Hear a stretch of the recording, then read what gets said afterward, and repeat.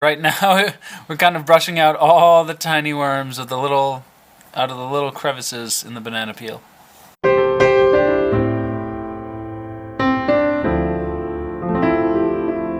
Well, it turns out it's not really that easy to get all of the worms off of a banana peel. So, if you don't want to spend at least a good 10 minutes brushing them off, then either scrape off the good part of the banana peel or feed them something else.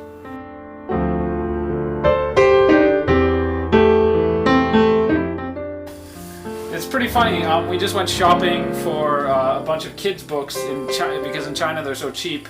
We're gonna have kids a little later. So there's this one book, Things to Eat, and we're looking through, and we're gonna have to have some conversations with our kids because, let's see, none of this. Almost all of this probably has egg in it. You can eat the spices. And if you're looking through here, okay, fruits and vegetables, but if we keep going, there's meat and fish. What's not here? That's the last page. Bugs are not here. We are hoping that in a book like this, in 10 years or less, there'll be a whole page with all different kinds of bugs. Mealworms, cockroaches, crickets, everything you can eat, all their health benefits. So maybe we'll write a letter to this company.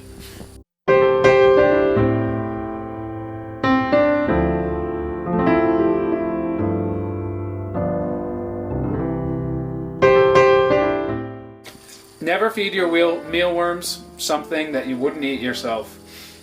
The skin of this apple is probably covered in pesticides. We live in China, they like to use pesticides, so I peeled it first, and I'm cutting it incredibly thinly, because otherwise if you put a big slice in there, they're not going to eat it all and it's going to rot.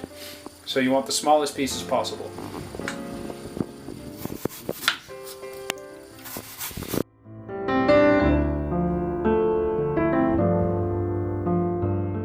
We're going to leave these apple slices in the tray we just cleaned while we clean the other 3 trays. And then we'll come back and see how much of a change there is after just maybe 15-20 minutes.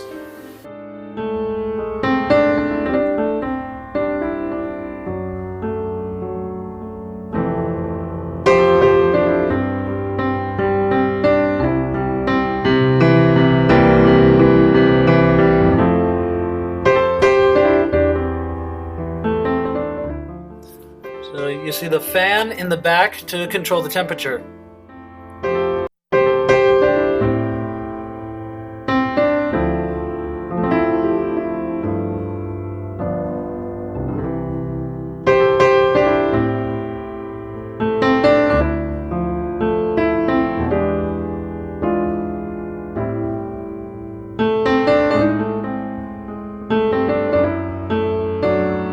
We're actually a little bit nervous about the climate here.